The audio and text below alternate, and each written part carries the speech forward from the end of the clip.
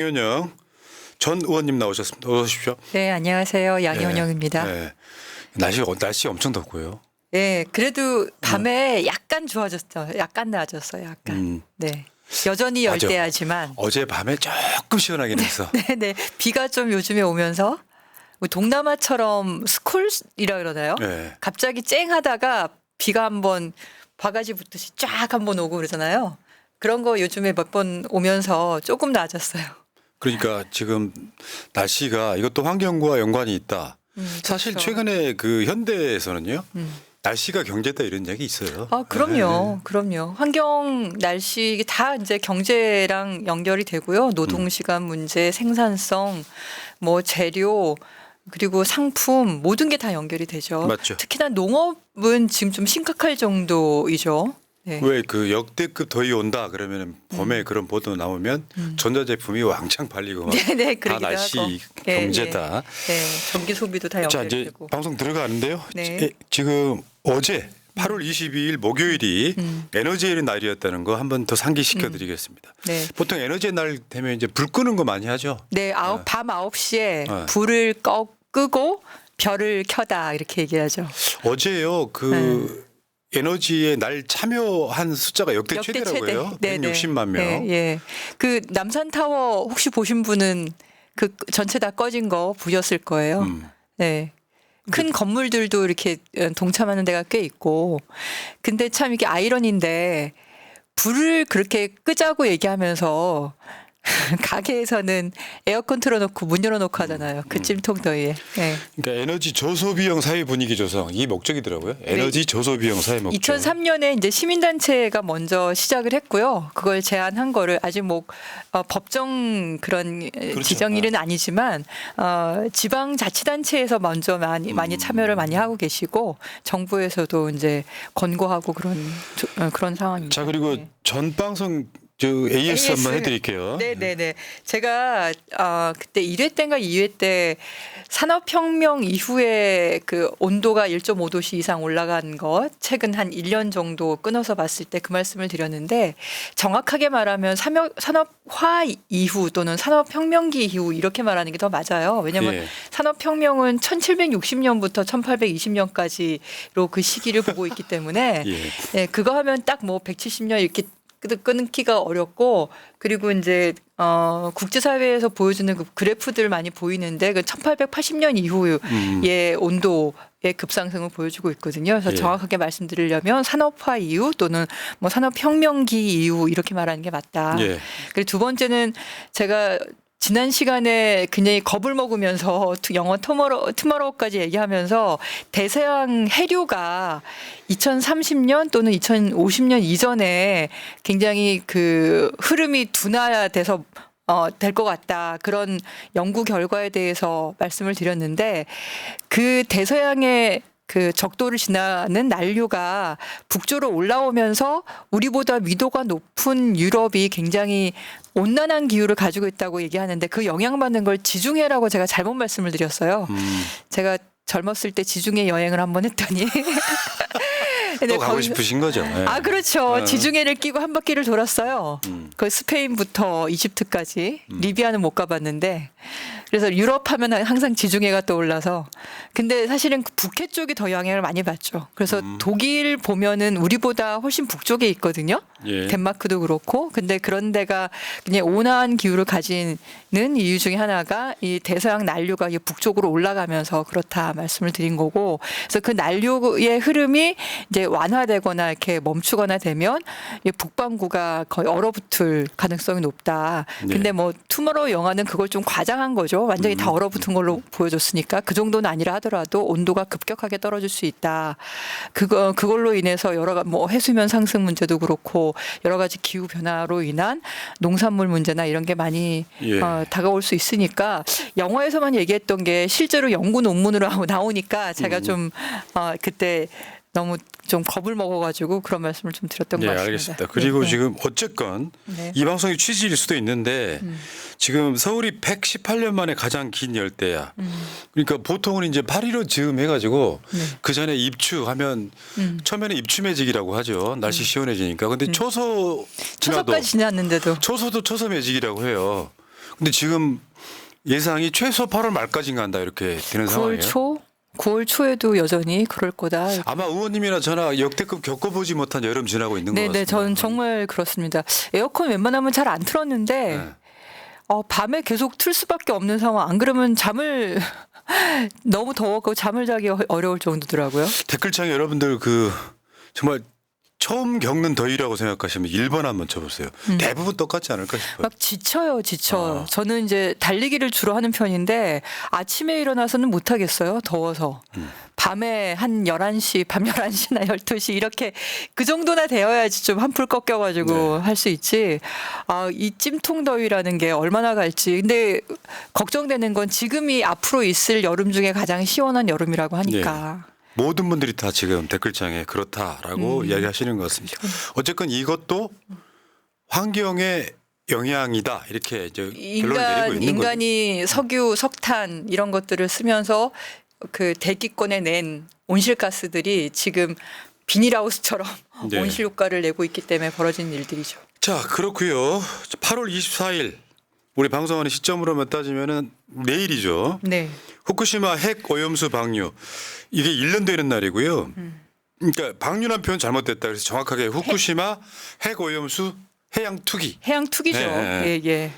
근데 지금 여기에 관련해 가지고요. 아까 그 김민석 최고의 오늘 발언도 있었지만 국민의힘이 좀 그 일단 한동훈이 이걸 괴담이라는 이야기를 했고요. 1년 지났는데 괴담처럼 됐냐 이런 거고. 그리고 또 처리수란 표현을 써가지고. 아니 처리수란 표현은 우리가 방송으로 정말 수도 없이 많이 이야기를 했기 때문에 우리 시청자분들은 다 아십니다. 일본의 주장을 그대로 받아들여서 이것은 마치 깨끗한 물인 것처럼 선전선동하는 괴담은 사실은 좀 국민의힘 부류가 저는 지금 던지고 있다고 생각을 해요. 그 보수는 참 그 안보, 안전, 건강 이런 거에 참 관심이 많은 데가 보수거든요. 근데 이게 정말 처음에는 친일행위라 그랬는데 요즘에는 친일행위라고까지가 아니라 홍위병 또는 매국 도대체 그들의 주권은 어디 있는가 이런 생각이 들 정도로 너무 앞장서서 하고 있으니까 좀 조용히라도 있으면 될 텐데 이번에 오늘 또 대통령실에서 발표한 거 보셨어요? 봤죠. 1조 5천억 원 정도 쓴 거 민주당이 돈 내라 이렇게 얘기를 아니 그게 후쿠시마 오염수 해양 투기를 안 했으면 필요 없는 돈이잖아요. 그러니까요. 그럼 일본에다가 구상권을 청구하는 게 당연한 거 아닙니까? 그것만 아니었으면 사회적 비용부터 시작해서 검사 비용이나 온갖 불안한 이런 모든 비용들을 우리가 치를 필요가 없어요. 그러니까 근데 그거를 일본 때문에 우리가 치르는 거를 대한민국 정부가 역할을 못한 건데 그걸 갖다가 민주당 그런 우려를 표시하고 일본에 적극적으로 역할을 하라고 말한 민주당에 돈 내라 이렇게 말하는 게 아주 작심 발언하는 것처럼 한동훈 대표와 대통령실이 그러고 있더라고요. 바다는 같이 쓰고 있기 때문에 투기를 하기 위해서는 인접 국가들의 동의를 받아야 되는데 특히나 최인적 국가가 대한민국이니까. 한국에서 그걸 동의를 해줌으로써 일본이 사실 요식행위로 IAEA에다가 우리는 문제 없어 자료 던지면 IAEA가 우리는 이거 책임 안 지겠지만 일본의 주장에 대해서 이제 책임 안 진다고 하면서 이제 동의 비슷하게 해주고 전문가 수준으로 아시네요. 이게 다뤄왔으니까 그런 거죠. 네. 그런데 문재인 정부 때 TV조선이 저렇게 보도했어요. 처리를 했다지만 70%는 방사성 물질 검출 이렇게 보도를 했던 TV조선 부류나 대한민국 보수는 사실 굉장히 부도덕한 거죠, 저거. 그래서 문재인 정부가 제대로 못할 것 같으니까 너희들 못하는 거 아니냐. 그 공격용으로 쓰려고 저렇게 하신 거 아니에요. 근데 네. 지금 와서는 일본의 홍보 사실 그 돈 들여가지고 사실 홍보한 거거든요. 홍보하고 검사하고 이렇게 한 건데 그럼 지금 와서 당대표하고 대통령실에서 그것 봐라 아무 문제 없지 않냐. 아무 문제 없는지를 어떻게 합니까? 그리고 그러니까요. 1년밖에 안 됐는데. 저 일론 머스크의 최근 트위터 X를 한번 보겠습니다. 네. 저거 영어로 써놓으니까 이 일론 머스크가 저거를 한글로 썼으면 더 쉬웠을 텐데 간단히 저 프로파간다는 정치인들이 하는 선전선동 약간 좀 그런 느낌이라고 보시면 되고요. 선전선동 프로파간다는 가짜 뉴스를 만드는 것만이 아니다. 실제 뉴스를 숨기는 것도 포함된다. 지금 대한민국 검찰도 마찬가지고 한동훈의 말, 국민의힘의 말, 조선일보나 문화일보 같은 신문들의 말이 다 거기에 포함되는 거죠. 그러니까요. 정확하게 지금 대통령실과 한동훈 대표의 발언에 대해서 꼭 이렇게 찝어준 것 같은 느낌이 듭니다. 그러니까요. 들으라는 듯이 뭐 투 한국 뭐 이렇게 그렇게 보였다는 이야기고요. 이 이야기는 이따가 시사에서 좀 잠깐 다룹니다. 그러니까 네. 하도 많이 다뤄와서 이제 입 아픈 정도의 이야기. 근데 진짜 해류가 이렇게 돌고 돌아서 한 4년? 길게는 10년? 짧게는 한 2, 3년 정도 걸리고 그리고 이제 확산되는 것도 있고 그리고 문제는 이게 실험실에서 생각하는 거하고 실제 자연환경은 다른 건데 왜냐하면 바다에는 산도 있고 바다 안에 해저도 있고 그리고 거기 소용돌이 치는 것도 있고 그 위에 있는 물만이 흐르는 것도 있고 이게 다양하잖아요. 네. 실제 생활을 실제 바다는 그러면 이게 어디에 모여서 뭉쳐 있을 수도 있는 거고 어디는 희석돼 있을 수도 있는 거고. 근데 우리가 조사하는 거는 삼중수소하고 세슘 두 가지밖에 조사를 안 하거든요. 그렇죠. 근데 거기서 나오는 거는 훨씬 더 많은 방사성 물질이 나오고요. 그리고 알프스가 다핵종 제거한다 그러는데 다핵종을 다 제거하지 못해요. 두핵종. 네. 제거하지 못하는 것들이 분명히 있단 말이에요. 근데 그런 거를 또 조사하지는 않아요. 예. 예. 그럼 식품에서도 다 검출하는 것도 아니고 조사할 때 해양 환경을 조사할 때 그러지도 않고 그러면서 안전치를 그러니까 검출되지 않았다 이런 말을 또 안 해요. 안전치를 넘는 건 없었다 이렇게 말을 하거든요. 그러면 그걸 다 조사했다고 말할 때 그걸 모든 걸 조사하는 게 아니라 그걸 표본 조사를 이렇게 종류별로 다 했다 이런 의미로 얘기하는 것 같고요. 그러니까 우리가 자연을 다 아는 것처럼 그렇게 오만하게 말을 하면 안 된다. 오늘 그 민주당 조승래 수석 대변인 브리핑에 이렇게 나와 있습니다. 다 아는 이야기지만 우리 해역에 대한 방사능 조사 또한 알프스가 거르지 못하는 탄소 14, 요오드, 코발트 60 등 조사하지도 않았고 오직 세슘과 삼중수소만 조사하고 있다. 그리고 전국 230개 입한장의 방사능 검사 장비는 고작 69대에 불과하다. 그러니까 이게 세슘하고 삼중수소가 안 나오면 안 나오는 거냐. 스트론튬이라는 게 있어요. 스트론튬은 그 뼈의 축적이 돼서 이제 골수암이라든지 이런 걸 일으키는 건데 이 스트론튬을 측정하는 게 굉장히 어려워요. 그 옛날에는 한 일주일, 2주일씩 걸렸다고 얘기를 하거든요. 그래서 그걸 스트론튬을 검사하면 생물인 수산물은 수출을 못 하는 거죠. 예. 근데 최근에 일본에서 그걸 빨리 할 수 있는 방법을 개발했다 이렇게 얘기를 하고 있다고 합니다. 그러면 최소한 스트론튬하고 세슘하고는 또 같이 또 많이 나오거든요. 그러니까 그런 검사 항목을 늘리는 게 지금 정부의 역할이죠. 맞죠. 예. 그 일본이 핵 오염수를 바다에 투기한 이유가 뭐 다른 이유가 없고 더 저장하면 되는데 그게 가장 싸게 먹히기 때문인 것을 한국이 동의를 해줌으로써 사실 이번에 국회에 얼마 전에 청원됐던 탄핵 사유에 핵 오염수 해양 투기에 대한 찬성 이것도 포함돼 있었던 거고 문득 이런 뉴스가 생각이 났어요. 몇 개월 전에 중국 맥주 공장에서 그 노동자가 맥주에다가 소변을 봅니다. 네. 그러면 당장은 그 전체 맥주에서 검출되는 소변 성분은 거의 없겠죠. 근데 이걸 날마다 매 시간 한다고 생각해 보시면 바다에 축적되는 양을 한번 생각해 보실 수 있는데 사람들이 그거는 욕해요. 그러니까 저 뭐 보수든 진보든 다 야 중국 그렇게 위생관념이 없어 욕을 하는데 바다에 어마어마한 물질을 투기를 해도 욕하는 사람이 없다는 게 물론 보수 이야기입니다만 이게 말이 되느냐 이런 생각이 들었습니다. 그러니까 그거를 숫자로 표현을 하면서 뭐 0.000 얼마 중밖에 안 된다 이렇게 얘기를 하는데 우리 아이가 다니는 수영장 넓거든요. 거기에 누가 취하면 그 얼마 안 되겠죠. 그 농도는 그게 뭐 얼마 되겠습니까? 또 근데 하지만 그게 알려지면은 거기에 누가 아이를 수영을 시키겠어요. 문제는 그것이 지금 핵 오염수 해양 투기가 계속 이루어지고 있다는 거잖아요. 그렇죠. 그리고 아직은 뭐 당장 무슨 일이 큰일이 일어나지 않았으니 문제 없는 거 아니에요 이렇게 말하는 건데 이건 호도하는 거고 네. 사실을 호도하는 거고요. 정말 아까 앨런 머스크가 얘기한 것처럼 진실을 가리는 건데요. 그 방사성 물질 함유된 훨씬 더 많은 양의 방사성 물질 거의 한 몇 배였죠? 몇만 배까지 기준치보다 많이 오염된 방사성 물질까지 포함해서 한 남아있는 양의 대부분은 고농도로 오염되어 있다. 지금 나간 거는 저농도로 오염된 거 나간 거고 이제 겨우 5만 5천 톤. 남아있는 건 130만 톤이고 그리고 이 오염수가 계속 늘어나고 있다는 게 현실이고 맞죠. 어제도 나온 뉴스 중에 하나가 그 데브리라고 그 쓰레기 찌꺼기들 모여 있는 거 맞죠. 1,100만 톤 정도 이렇게 있는데 그거 처음으로? 네, 1,100톤인가 이 정도 있는데 얘를 처음으로 빼내겠다고 큰 소리 끄집어내겠다라고 큰 소리를 쳤죠. 근데 결국은 못했어요.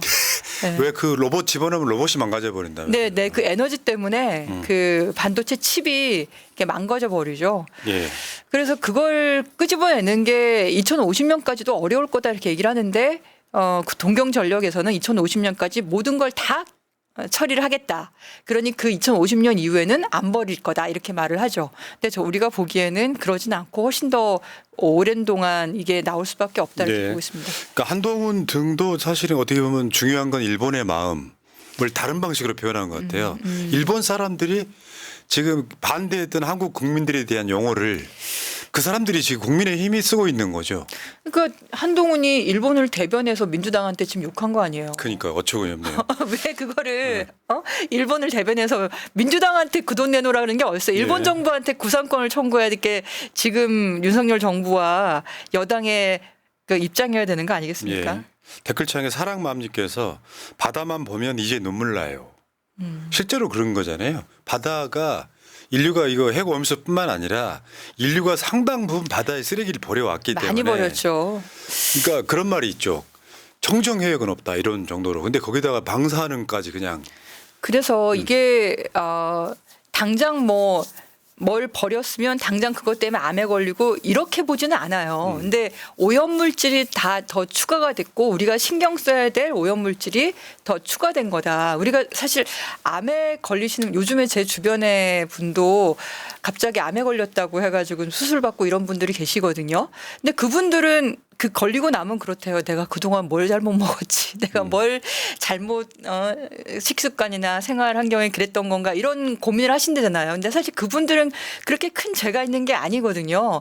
이게 산업화 아까 말씀드렸던 이후에 석탄과 석유를 태우면 온실가스만 나오는 게 아니라 중금속이라든지 다양한 오염물질이 많이 나옵니다. 예. 그리고 우리가 석유 기반의 플라스틱이라든지 이런 걸 쓰면서 미세 플라스틱도 지금 생수병에 많다고 얘기를 하죠. 바다에도 많이 흘러 들어갔죠. 환경 호르몬 물질이 있죠.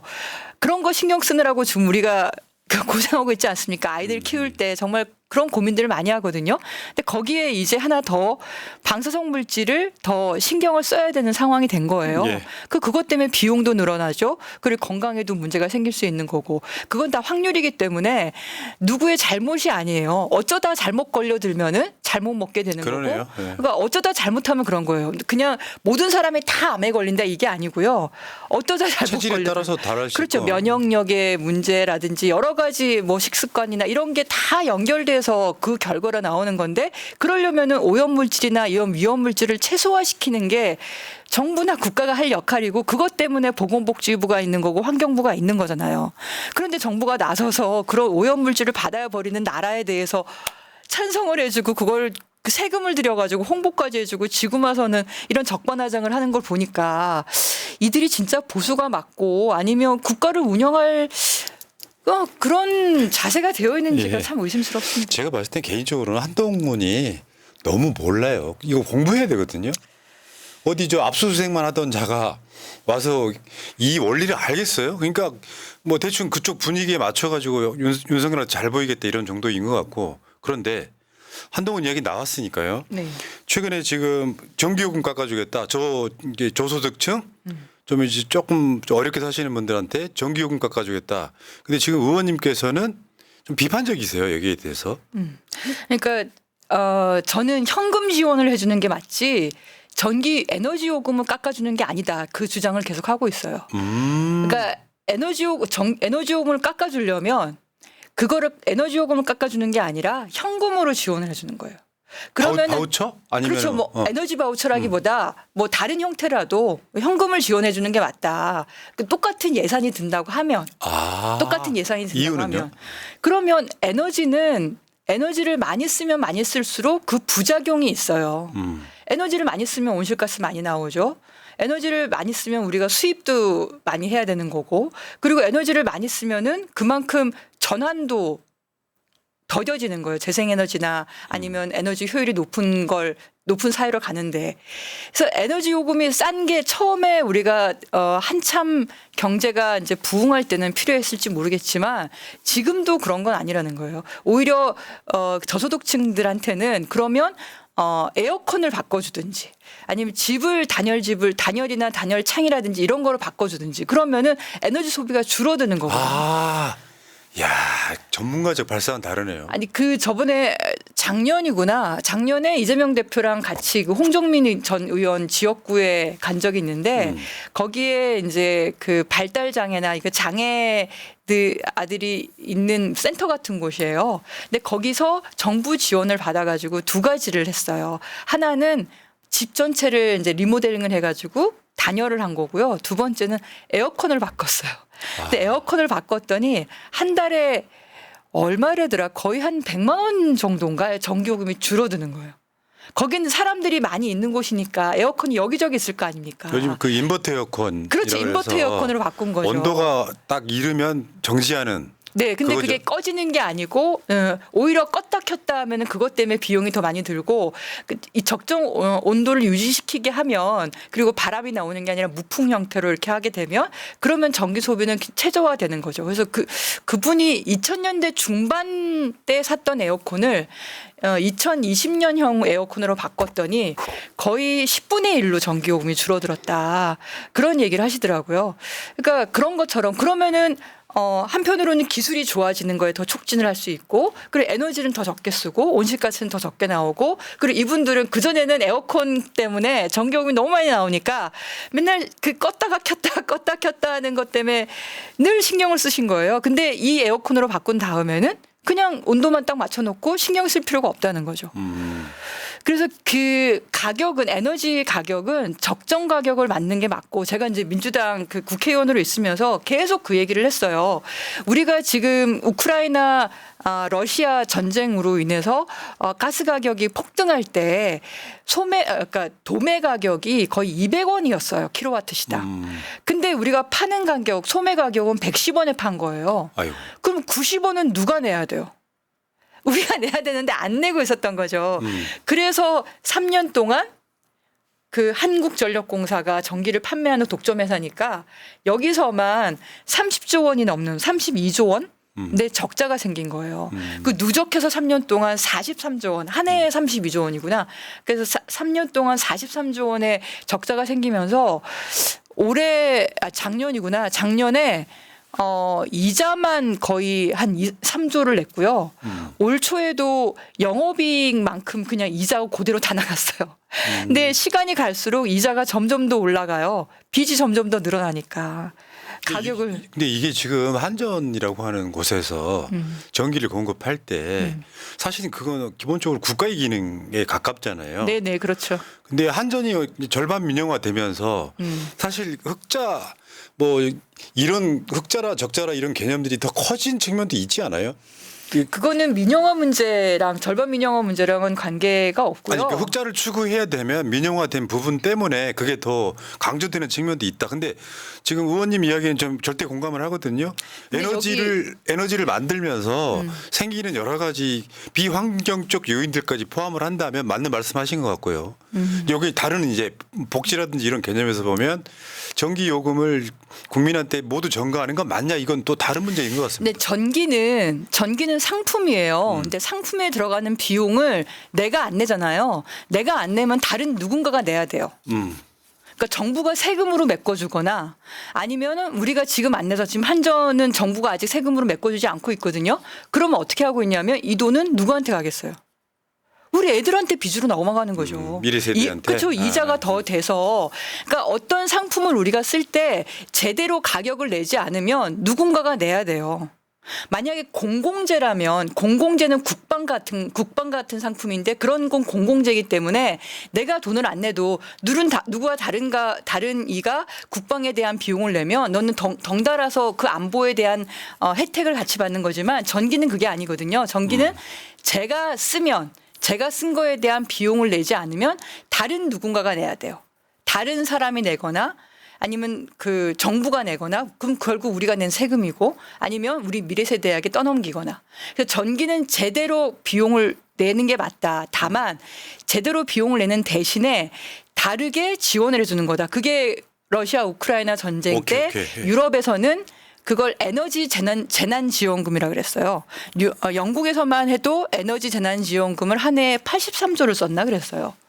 그러니까 그렇게 하면 어떻게 되냐면 에너지 요금이 너무 비싸지니까 사람들이 아껴 쓰는 것도 있고 고효율 제품을 쓰는 게 있고 아니면 재생에너지는 그 연료가 안 들어가니까 재생에너지로 바뀌기도 하고. 그래서 사실은 유럽은 지난번 러시아 우크라이나 전쟁 덕분에 훨씬 더 빨리 갔어요.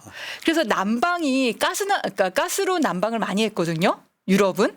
그래서 근데 그 가스가 엄청 가격이 올라가기도 하고 제대로 공급을 못 받고 했잖아요. 그래서 전기로 히트 펌프라는 게 엄청나게 성장을 했어요. 그 산업이. 그리고 히트 펌프가 우리나라 LG가 굉장히 특정 업체를 말해도 되나요? 괜찮습니다. 네, LG가 히트펌프를 그러니까 에어컨을 잘 만드는 업체가 히트펌프도 잘 만들어요. 그 원리가 똑같거든요. 그러니까 안에가 시원하고 바깥에 뜨거운 열을 내는 것처럼 안에 뜨거운 열을 보내주고 바깥에 시원하게 만들면 거꾸로 그게 히트펌프가 우리가 지금 저쪽에 그거 쓰고 있습니다. 네. 그러니까 그 히트펌프를 쓰게 되면 훨씬 더 효율적으로 가스를 쓰지 않으면서 난방을 할 수 있는 거예요. 근데 그 히트펌프가 대박을 터뜨린 거죠. 유럽에서 LG가.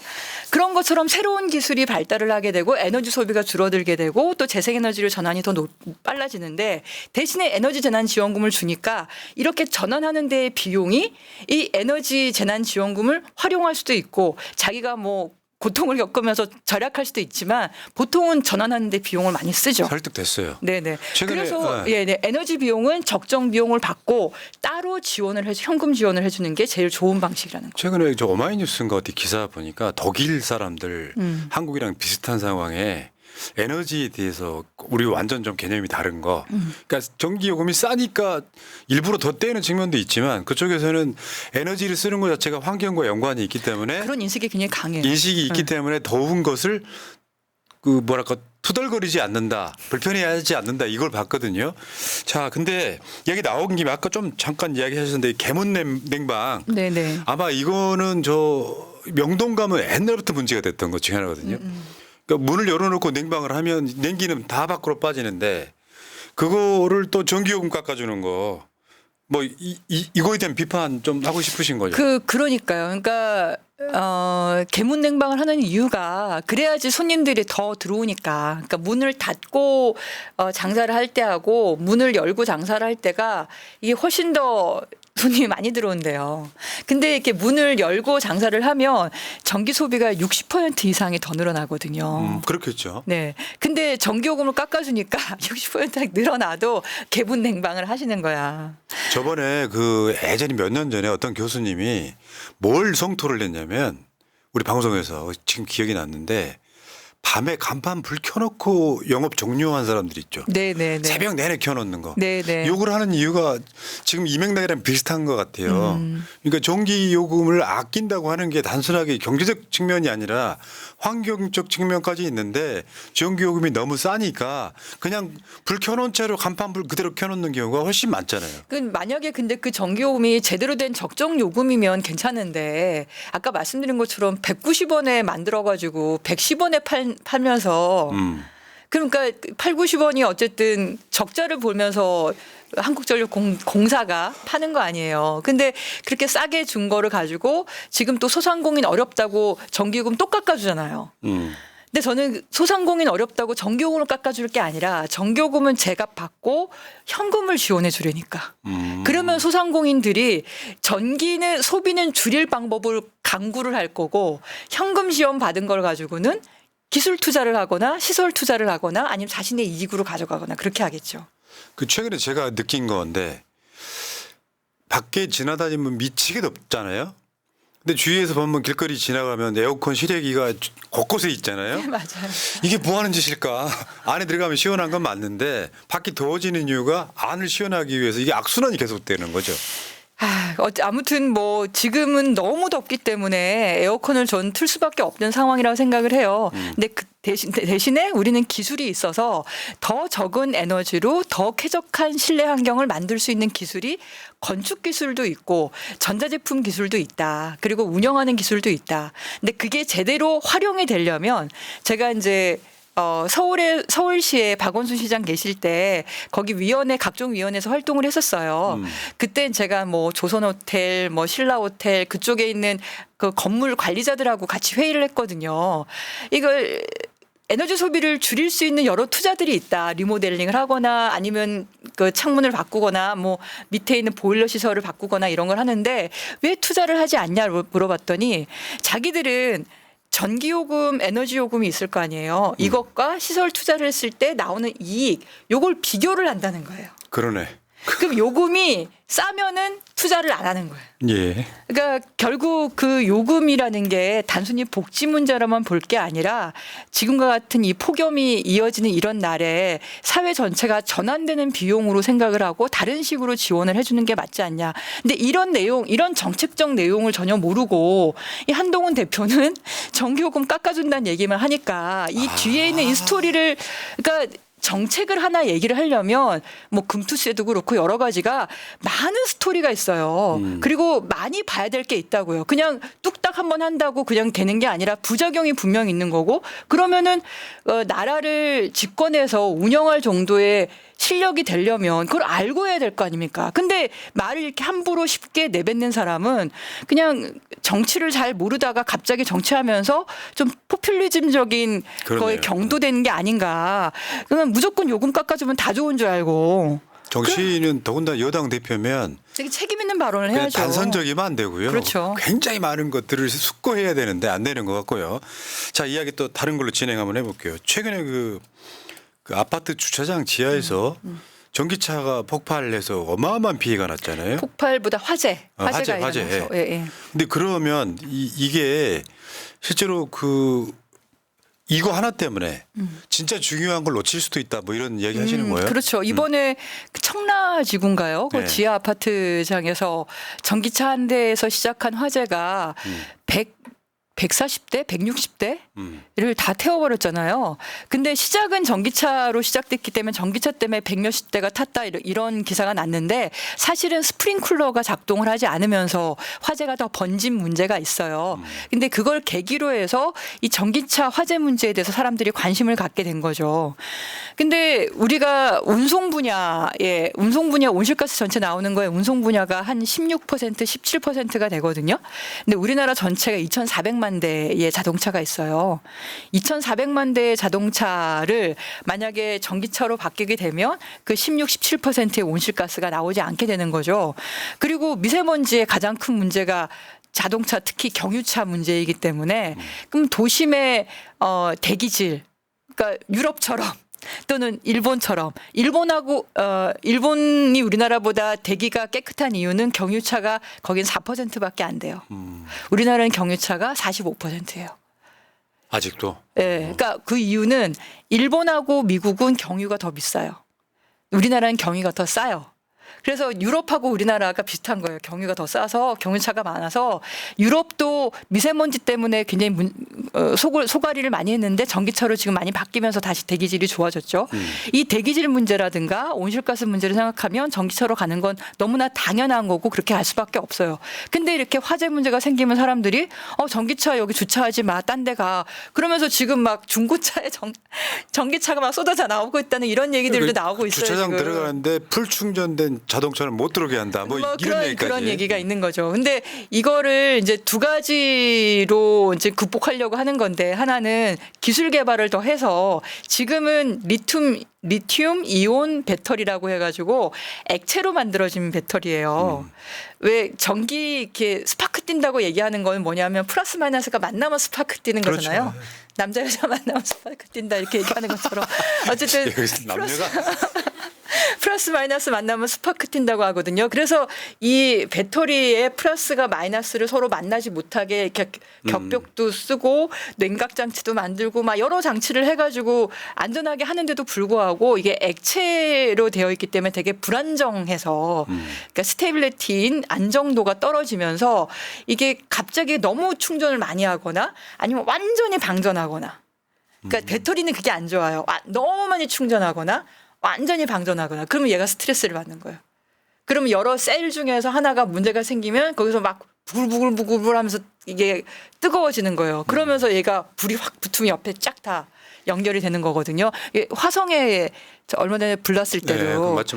다다다다다다 소리 나는 게 그렇게 막 옆에 옮겨 붙는 거거든요. 근데 그거를 이제 그 배터리 모니터링 시스템 BMS라는 걸 이용을 해서 각각의 셀마다 어떤 상태인지를 확인해서 얘를 조정해주는 시스템을 개발하기도 하고 그리고 더 결정적으로는 이 액체가 고체랑 액체 중간 정도 되는 걸로 그렇게 기술 개발을 거의 다 한 상태예요. 가격의 문제이긴 한데 그런 걸로 기술 개발하면서 가기도 하고 BMS 시스템을 얘가 차를 꺼놨을 때도 제도를 되게 만드는 그리고 또 충전기 자체가 이런 배터리의 상태를 확인할 수 있는 그런 스마트한 충전기를 까는 것도 필요하고 이런 여러 가지 보안들이 필요한 거지 이런 걸 그냥 무조건 전기차면 전기차 쓰지 마 이렇게 다 나가면 안 된다 그 말씀을 알겠습니다. 드리고 싶어서 예. 현재는 내연기관차도 화재가 나고 전기차도 화재가 나요. 근데 아직은 전기차 화재가 내연기관차 화재보다는 좀 낮은 편이에요. 근데 큰 사고가 났기 때문에 좀 그런 경각심이 있는 거지. 알겠습니다. 네, 이번 사고는 특히나 스프링쿨러 미작동의 문제였다. 예, 댓글창에 라크킴님께서 고체로 가면 슈퍼카 정도로 가격이 뛰어요. 현실적이지 않습니다. 고체는 그렇죠. 네. 근데 이제 반고체를 말씀드린 거예요. 반고체는 웬만큼 되고 있는 것 같습니다. 기술 개발 알겠습니다. 상당히 많이 된 걸로 알고 있습니다. 자, 이제 마지막 의제는 이재명 대표가 전당대회 때 수락 연설에서도 나왔던 말입니다. 그리고 이게 각 지역의 이제 지역 대회 할 때도 계속 똑같은 말을 했던 게 바로 에너지 고속도로였고 자세히 돌아가 보시면 대선 때 공약이기도 했습니다. 그러니까 에너지 고속도로라는 게 쉽게 표현해서 지금 태양광이나 풍력을 통해서 얻어진 전기를 지금 이제 저거는 그 다음에 있는 저 에너지 고속도로 저건 논란이 있긴 합니다만 예시를 한번 들어드리는 거예요. 저렇게 해서 바다라든지 이런 데서 전력을 재생에너지를 통해 생산을 하면 요거를 지금 인구가 많은 쪽 수도권 쪽으로 날라야 되는 것이 에너지 고속도로의 개념은 맞는 거죠. 네. 네네. 그러니까 아까 민영화 잠깐 얘기를 하셨는데 영국에서 민영화를 하면서 문제가 된 게 이제 인프라거든요. 철도 그리고 뭐 전력망 이런 것들을 민영화하면서 문제가 된 건데 에너지 고속도로라는 개념을 제가 이제 이재명 대표한테 제안을 드릴 때 국가가 할 역할이 무엇이냐 그 말씀을 드린 거예요. 국가가 할 역할은 인프라를 구축하는 거다. 인프라를 제가 여기서 이 방송에서도 몇 번 말씀을 드렸던 것 같은데 재생에너지가 전국 어디서나 누구나 생산해서 판매할 수 있으려면 두 가지가 돼야 되거든요. 하나는 망이 다 서로 연결돼 있어야 돼요. 서로. 그래야 내가 전기를 팔죠. 내가 여기 전기 생산해서 옆집에만 파는 게 아니거든요. 그 망에다가 전기를 보내줘야만 전기를 팔 수가 있는 거예요. 망이 연결이 안 되면 아무리 내가 전기를 생산해도 팔 수가 없어요.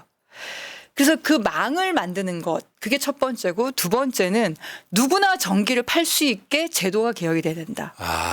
누구나. 근데 지금은 한국전력만 전기를 팔 수 있기 때문에 저는 한국전력한테만 전기를 팔아야 돼요.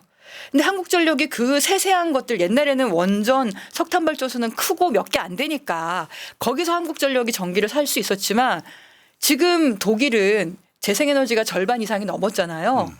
300만 400만 개예요. 전국의 재생에너지 발전소가. 그러니까 3,400만 개의 전기를 어느 한 회사가 다 사가지고 팔 수는 없거든요. 그러니까 개인 회사 아니면 뭐 협동조합 같은 회사, 지역 회사, 뭐 중견 회사, 큰 대기업 이런 여러 기업들이 자연스럽게 생기면서 전기를 사기도 하고 팔기도 하고 그래서 누구나 다 재생에너지 전기로 사고 팔면서 그 돈을 벌 수 있게 만드는 거. 이 두 가지 제도 개혁과 인프라를 까는 게 돼야 된다라고 말씀드린 거예요. 하려면 지금 해야 된다는 거죠. 그렇죠. 그런데 인프라를 까는 거를 최근 5년 동안 한국전력공사가 거의 안 했어요. 원래 예, 전력수급 기본계획 이후에 송배전망 계획이란 걸 또 발표를 하거든요. 그러면은 우리는 345kV, 154kV를 어디서 어디까지 얼마를 돈 들여서 하겠습니다 하는 건데 제가 국회의원 되기 끝나기 전에 토론회 할 때 보니까 7%인가 달성률이 계획한 거예요. 달성률이. 아이고 참. 거의 안 한 거예요. 근데 그게 아까 한국전력공사 적자랑도 연결이 돼요. 적자니까 돈이 그래서 제가 그때 에너지 고속도로법을 낼 때 한국전력이 판매하는 판매 쪽하고 송배전망의 회계를 분리시키자. 판매 쪽의 적자를 보니까 송배전 쪽에 투자할 여력이 없는 거예요. 그러니까 지금 이렇게 재생에너지가 전국에 막 우후죽순처럼 생기는 와중에 어떤 걸 발표한 줄 아세요? 앞으로 7년 동안 호남 지역은 재생에너지 발전 사업 안 받겠대요. 뭐야 이게? 전력망이 없어서. 미쳤구나. 전력망이 그거 얼마 전에 발표했어요. 그렇죠. 전기는 생산하는데 이거 보내주는 거는 국가가 깔아줘야죠. 그게 그렇죠. 에너지 고속도로지. 그렇지. 그러니까 고속도로를 깔면 그 고속도로를 우리 가족이 타는 승용차도 타지만 물류의 중심이 되는 거 아닙니까? 서울과 부산으로. 그리고 철도가 깔리고 하면서 물류가 연결이 되고 사람들이 이제 왔다 갔다 하면서 경제가 좋아지는 건데. 그러니까 제가 그때 말씀드렸던 게 박정희 대통령이 고속도로를 깔았다면 그걸로 산업화의 부흥을 만들어냈잖아요. 그걸 김대중 대통령이 뭘 깔았습니까? 지금 일본도 못하고 있는. 광케이블. 그렇죠. 광통신망. 그거를 김대중 대통령이 깔은 거거든요. 이제 에너지 고속도로를 해야 된다. 이제는 재생에너지가 전국 어디서나 햇빛 비치고 바람 부는 어디나 다 있기 때문에 거기서 누구든 다 그걸로 돈 벌 수 있게 하려면 전력망을 깔아줘야만 끝에 그러니까 포도 가지가 뻗어야만 끝에 포도 송이가 달리는 거다. 예. 그럼 그거는 그래서 제가 그때 법을 낼 때 판매하고 송배전망을 분리하고 송배전망 쪽에 들어가는 돈은 부족하면 정부 예산을 투입해서라도 만들자. 우리 고속도로 만들 때 그렇게 했잖아요. 인프라 까는 건 국가의 몫이니까. 네네. 아니면 민자가 할 수 있게 만들어주든지. 근데 민자 여는 거는 전 좀 조심해야 된다 생각하는데요. 특히 인프라는. 그러니까 판매는 누구나 다 들어와도 상관없어요. 민간이 들어오고 누구 다 들어와도 상관없지만 이게 인프라처럼 국가의 기본적인 망 같은 거, 도로 이런 거는 민간이 들어오면 너무 이익만 추구해서 문제가 될 수 있거든요. 예. 이거야말로 민영화를 시키면 안 예. 되고 전 차라리 국유화를 시키든지 예산 투자를 해서 가자. 빙고. 예, 그렇게 하는 걸 이제 에너지 고속도로라고 말씀을 드리면서 그렇게 되면은 사실 이것도 거대한 토목과 건설 사업이라서 경기가 연결되기도 하고 그 끝에 재생에너지가 다 달리면서 또 경제가 좋아지기도 하고 환경도 좋아지는 거고. 이재명 대표는 전당대회 기간 동안 이게 수도권 과밀화 해소책도 된다 이렇게 표현을 했었거든요. 네, 근데 그러려면 제도 개혁이 하나 더 있어야 돼요. 제가 우리 수도권 의원님들 반대를 무릅쓰고 그때 발의를 했던 건데요. 전기요금이 지역별로 차등이 돼야 돼요. 그러면. 그러니까 호남처럼 지금 재생에너지 전기가 너무 많아가지고 연결 못 해줘 그러는 거 아니에요.